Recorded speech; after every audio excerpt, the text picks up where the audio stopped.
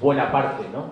3/4 partes de los palestinos fueron expulsados de sus hogares en las operaciones de limpieza étnica, convirtiéndose la mayor parte de ellos en refugiados, ¿no? Entonces, ¿cuándo empieza el conflicto? Pues en el año 1917, con la declaración Balfour, y después, en el año 48, cuando finalmente se establece el Estado de Israel. ¿Por qué se usan las palestinas? O sea, el pañuelo. El pañuelo lo llevan solo las mujeres tradicionales musulmanas, ¿no? Porque también tenemos que recordar que en Palestina están los lugares sagrados del cristianismo, ¿no? Entonces hay también una porción de la población que es cristiana y ellos tradicionalmente nunca han ido empañolados, no van velados, ¿no? ¿Realmente los gobiernos cumplen los derechos de la infancia recogidos en la Convención sobre los Derechos del Niño? ¿Existe algún organismo que controle o vigile que los gobiernos lo cumplan? Realmente deberían cumplirse, pero la situación de ocupación hace que no se cumplan, y en muchos de los casos, incluso no solo el derecho a lo mejor a la propia educación, sino que en muchos de los casos los propios niños son encarcelados, ¿no? Hoy en día hay muchos menores palestinos encarcelados por las autoridades israelíes, en muchos de los casos sin saber ni tan siquiera cuál es la acusación que pende sobre ellos, ¿no? Porque hay una legislación que aplica Israel de manera sistemática que permite detenciones durante un periodo administrativo de 6 meses que se prolonga indefinidamente, con lo cual puedes encarcelar a un niño sin saber exactamente de qué se le acusa, y hoy en día me parece que hay unos 150 niños, ¿no?, encarcelados en prisiones israelíes, la mayor parte de ellos bajo detención administrativa, y ni tan siquiera saben de qué se les acusa exactamente, ¿no?, cuáles son los errores o las acusaciones que penden sobre ellos. ¿Cómo es la vida diaria de un xiquet palestí? Los niños palestinos no están todos en la misma situación, ¿no?, porque los territorios palestinos ocupados no están todos en la misma situación, ¿no? Nos encontramos con diferentes casos, ¿no? Nos encontramos con los niños que están en Jerusalén Este, nos encontramos con los niños que están a lo mejor en Cisjordania, en la Franja de Gaza, en los campamentos refugiados de los países del entorno, y en cada caso tienen que afrontar una situación diferente, ¿no? Si uno de los derechos infantiles es la educación, ¿por qué paran a los niños que se dirigen a la escuela sin razón alguna? En las zonas A, que representan cerca del 25% de Cisjordania, teóricamente no podrían entrar, pero entran ese ejército de ocupación precisamente para dificultar el día a día cotidiano, ¿no? Incluso, por ejemplo, para entrar en Jerusalén, ¿no? Jerusalén Este es parte de Palestina y siempre ha sido la capital, el centro político, económico, cultural, espiritual de la sociedad palestina, y siempre ha sido una ciudad abierta, ¿no? En el curso de las últimas 2 décadas, poco a poco se ha ido cerrando, ¿no? Las autoridades han puesto trabas, han construido un muro de separación, el muro del apartheid, como le llaman los palestinos, y poniendo dificultades para que la población de Cisjordania pueda acceder a Jerusalén Este, donde muchas veces tienes a tu propia familia, ¿no? Es decir, que separan a las propias familias, dificultan el día a día para que sepan para que los palestinos sepan que toda su vida está condicionada, ¿no?, por lo que ellos decidan, ¿no? Que pueden decretar, por ejemplo, un toque de queda, que pueden cerrar las fronteras, que pueden impedir a los palestinos salir de sus ciudades y no viajar, ¿no?, a Jerusalén o a cualquier otra ciudad del entorno.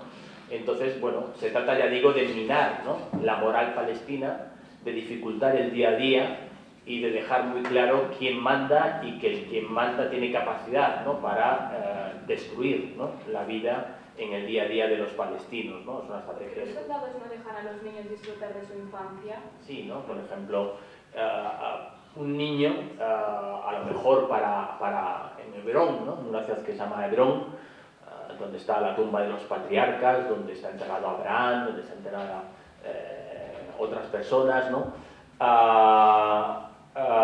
Un niño, para poder ir a la escuela, a veces tiene que pasar, para que os imagináis, controles, ¿no?, iguales, similares a los de un aeropuerto, ¿no?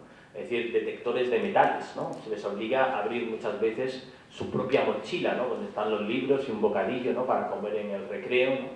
Entonces, bueno, se trata, ya digo, de atemorizarles, pero en muchos de los casos, ¿no?, los niños pues responden como a tamim, ¿no?, plantándoles cara y demostrándoles que, bueno, el David y el Goliat, ¿no?, esto también, ¿no?, esta imagen, ¿no?, está muy presente en el conflicto palestino-israelí, ¿no?, quién es el David, quién es el Goliat, ¿no? Entonces, bueno, muchas veces los niños, ¿no?, representan al David, ¿no?, que es capaz, ¿no?, de hacer frente a unas situaciones claramente injustas y que ante todo defienden, ¿no?, su derecho a la educación, porque ellos lo ven como un mecanismo, ¿no?, también de defender sus derechos y su tierra. ¿Por qué los israelitas están haciendo lo mismo que ellos sufrieron durante la Segunda Guerra Mundial? ¿Existiría Israel de no haber habido un holocausto en los años 40, en la primera década de los 40? Esa solidaridad que recibió Israel cuando anunció su creación está muy ligada, ¿no?, a la necesidad que tenía la comunidad internacional de resarcir a Israel por el daño que había sido causado a los judíos, ¿no? Y desde entonces Israel se intenta erigir, ¿no?, en portavoz de los judíos, ¿no?, pero Israel es una cosa, los judíos son otra. Hay más judíos viviendo fuera de Israel que dentro de Israel, ¿no? A pesar de que el proyecto de Israel era atraer a todos los judíos del mundo, no todos los judíos están de acuerdo con el sionismo y no todos los judíos del mundo quieren vivir en Israel. Per què Estats Units és el principal aliat d'Israel?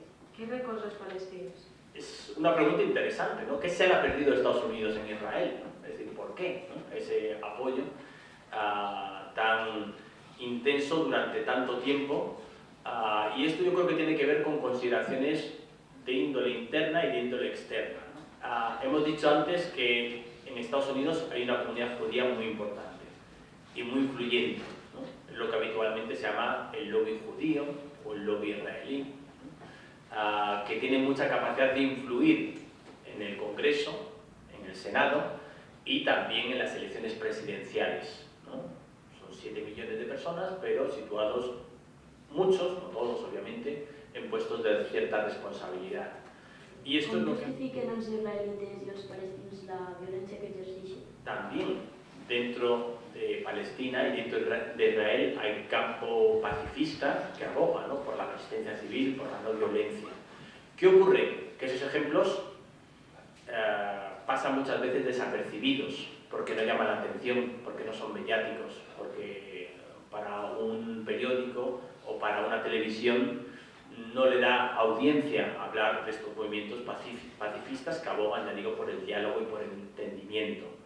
Es cierto que son las voces menos audibles y quizás las que tengan menor peso, ¿no?, pero siempre ha habido personas, desde los años 40 o los años 50, que han apostado claramente por el entendimiento, por el diálogo, por la resistencia, incluso cuando ha habido un conflicto, cuando ha habido una guerra, cuando ha habido una matanza, cuando ha habido un atentado, han salido a manifestarse, ¿no? Lo que pasa es que esas voces quedan acalladas, ¿no? En un contexto de conflicto siempre quienes imponen son precisamente los halcones, diríamos, ¿no? Es una expresión que se utiliza mucho ahí. Los halcones son los partidarios de la guerra, las palomas los partidarios de la paz, ¿no? Y los halcones suelen imponer su narrativa a la de las palomas, ¿no? ¿Por qué ha considerado Donald Trump que la capital de Palestina es Israel? Entonces, una de las cosas que ha hecho ha sido quitar toda la ayuda que Estados Unidos daba a la Agencia de Naciones Unidas para los Refugiados Palestinos, que era muy importante, porque estamos hablando que era casi un tercio, ¿no?, de los 1.000 millones, 350 millones, y otro de los hechos que ha tenido, ¿no?, de las decisiones que ha tenido más efectos para los intereses palestinos, ha sido el reconocimiento, bueno, el traslado de la embajada de Estados Unidos de Tel Aviv a Jerusalén, lo cual se considera un reconocimiento implícito de que Estados Unidos reconoce a Jerusalén como capital de Israel. Claro, Jerusalén es uno de los temas, ¿no?, de negociación, ¿no? Entonces, negociación, hay 4 o 5 temas muy sensibles: la creación del Estado, qué fronteras va a tener, qué va a pasar con los asentamientos, qué va a pasar con los refugiados, y uno clave es el futuro de Jerusalén. ¿Por qué Israel es tan persistente intentando ocupar Gaza? Gaza es un polvorín, porque Gaza es el lugar del mundo con mayor densidad demográfica del mundo, ¿no? Porque son todos refugiados que fueron expulsados o huyeron, ¿no?, de Israel, de lo que ahora es Israel, a esa pequeña franja que no tiene recursos, ¿no? El agua que se consume está completamente salada, no es apta para el consumo, ¿no? Es decir, que si por Israel fuera, cortaría ese pedazo de territorio y lo lanzaría al mar, ¿no?, porque es una fuente de preocupaciones constantes. ¿Qué problema hay? Que en toda la costa mediterránea se han encontrado importantes yacimientos gasísticos de gas. Y por lo tanto, en un eventual acuerdo debería tener Palestina, por medio de Gaza, también una proyección al Mediterráneo y un control de sus aguas marítimas, ¿no?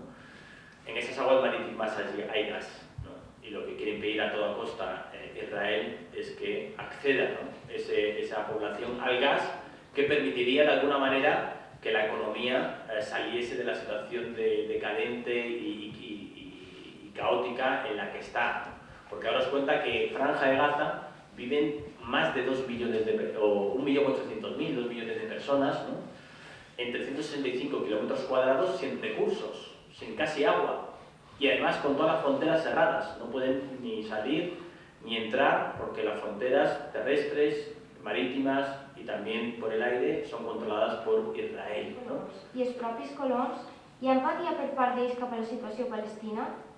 No todos los colonos tienen una posición extremista, pero sí que hay muchos colonos, ¿no?, que tienen claramente una posición bastante radical, ¿no?, de que no quieren a ningún precio que haya un acuerdo con los palestinos, ¿no? Incluso muchos de ellos son religiosos que consideran que ese territorio es tierra prometida, ¿no?, por Dios a los judíos, ¿no?, y por lo tanto no pueden abandonar ese territorio. Recordemos que Els xiquets viuen en par, per què? a veces no pueden dormir, ¿no?, porque pasan los aviones, ¿no?, a una distancia muy corta, tienen pesadillas, tienen traumas. Entonces muchos niños palestinos sí que están en esa situación, ya digo, no están todos viviendo bajo las mismas circunstancias, pero los que viven como refugiados en Siria, obviamente la mayor parte de ellos están en situación de riesgo, y también sobre todo los niños que viven en Gaza, en la franja de Gaza. ¿Qué podemos hacer nosotros desde España por los derechos de la infancia en Palestina? Siempre que hay un conflicto que parece irresoluble, la situación tiende a prolongarse, ¿no?, y nos tendemos a olvidar de ellos, ¿no? Entonces, una buena manera es precisamente este tipo de actos, ¿no?, recordar, ¿no?, que existen, a combatir un poco la narrativa que intenta ser la dominante, empatizar con ellos, ponerlos en su lugar y bueno, defender de las diferentes tribunas que tengamos, ¿no?, precisamente una solución pacífica, ¿no? Vull acabar donant-li gràcies, primer, que no ho he dit abans, a Mariola, Jesús, Carmen, Isabel, tot el grup de treball d'Escoles UNESCO, que ha estat treballant juntament amb la Regidoria d'Educació per a portar endavant aquest acte, i el de la Glorieta, i el treball previ que hem fet. Jo els estic donant les gràcies perquè sempre estan ahí per a tenir endavant qualsevol tipus d'acte, i més del Dia de la Pau.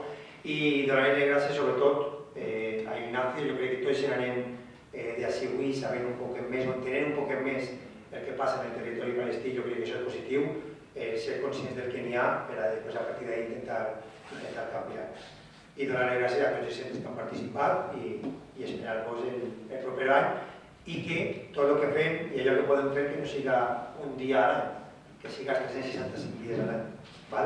Moltes gràcies.